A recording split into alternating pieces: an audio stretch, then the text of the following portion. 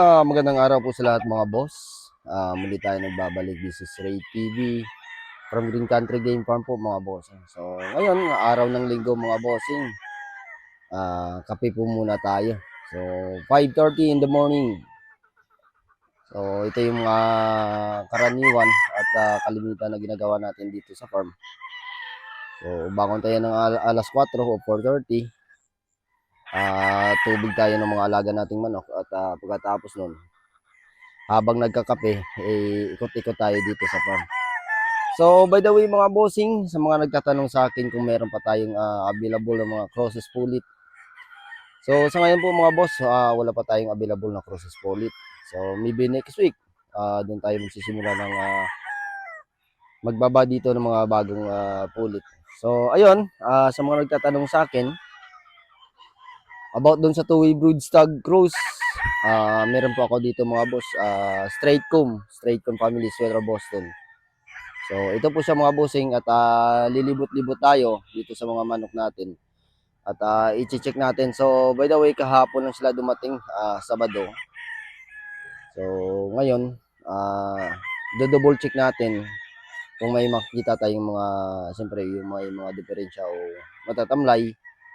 Kukunin na kaagad natin at i-separate na natin para bigyan sila ng multivitamins para siya madaling makarecover. So ito po mga boss, unahin po natin yung ating broodstag ng Toy Cruise, isang straight comb. Ito po siya mga boss. Tara, samahan niyo po ako.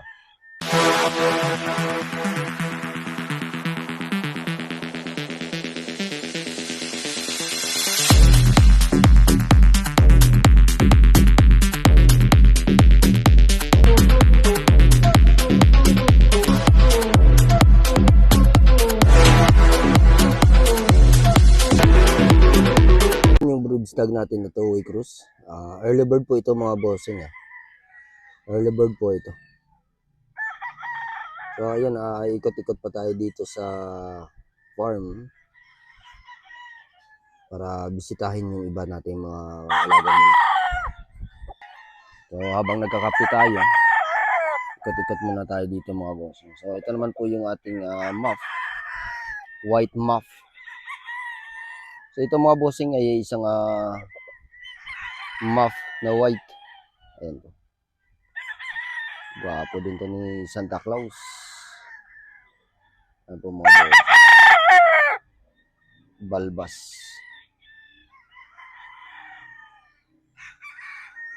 Okay. Ito naman isang gray sa sweater Boston. So straight comb family. Ito naman po yung ating gray. So sa gray ito mga bossing, isang yellow leg, straight comb. So ito naman po mga boss ay isang white sa sweater Boston pa din po mga bossing. So ito, bloodline ito, three-way cruise. So kung makikita nyo, meron siyang batik-batik o tinatawag natin na sinibala. So ito naman po mga bossing, isang picom. Ayan. So baka sabihin nyo naman dyan, straight comb yan, i-zoom in natin. Ayan po mga bossing, picom po yan, hindi po yan straight comb. So ito, painting style nito mga bossing, kagandahan dito sa kanila ay yung cutting ability nila mga bossing at saka yung timing. Yun yung nagustuhan ko dito sa mga three-way cruise na white sa sweater Boston.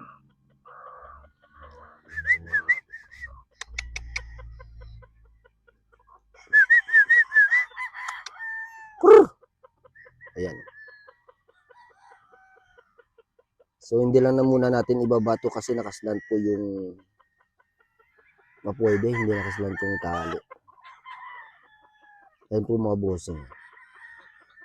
Yan po yung forma ng ating white sa sweater Boston.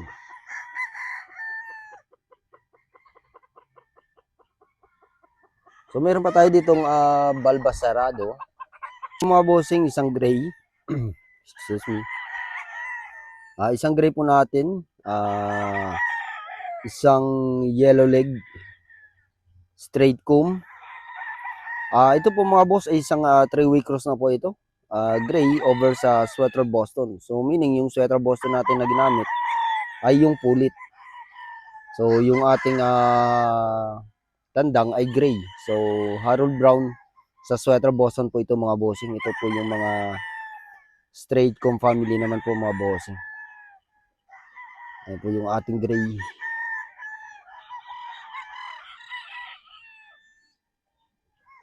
So ayan po mga bossing yung ating map. At isang shoutout nga pala kay Sir Zaldi Galarport ng Agutaya, Palawan. So ayan po mga bossing. So shoutout po sa lahat ng mga taga Palawan at sa Three Kings Brother, Rio, Hilario, ayan po mga bossing, at saka sa lahat po ng mga taga-suporta natin. Shout out po sa inyong lahat. So mga boss, pasensya na po kayo about sa mga prices na hindi natin pwedeng sabihin dito. So kung naalala niyo po mga bossing, yung nag-post ako doon sa, ito lang, binura po ni YT. Yung about po doon sa pa-ending natin, at saka nagbanggit ako doon ng mga presyo.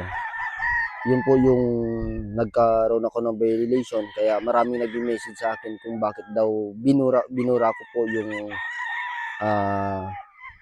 video natin na yun na in-upload tungkol dun sa pa-ending natin, at saka sa presyo ng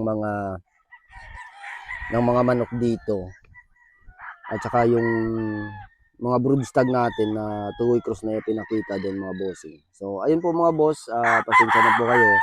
Hindi po akong nagbura nun, kundi nagkaroon tayo ng violation kay YT, at saka siya mismo yung bumura nun. Ito po mga bossing yung ating possum over sa Boston. Ayan po siya mga bossing, isang pikom.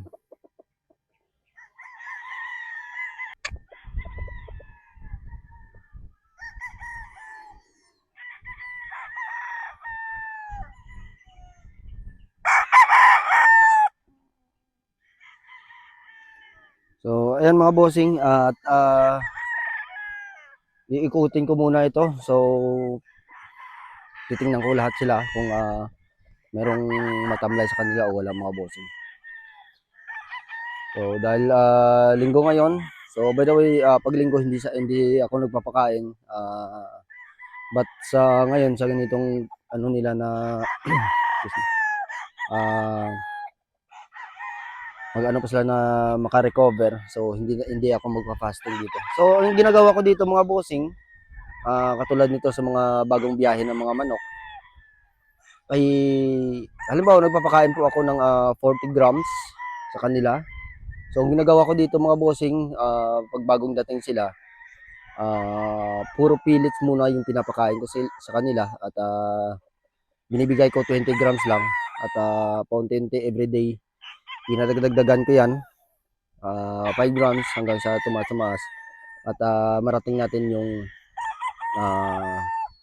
sistema natin sa pagpapakain na 40 grams. So yung dahilan ko dyan mga bossing, siyempre galing sa biyahe yung mga manok natin, ay meron dyan na iba na hindi natin maiiwasan na hindi magtutunaw. So yun po yung isa sa mga minomonitor ko tuwing bagong dating dito yung mga manok. Yun po yung ginagawa ko dyan mga bossing. So ayun, ikutin ko muna dito lahat, at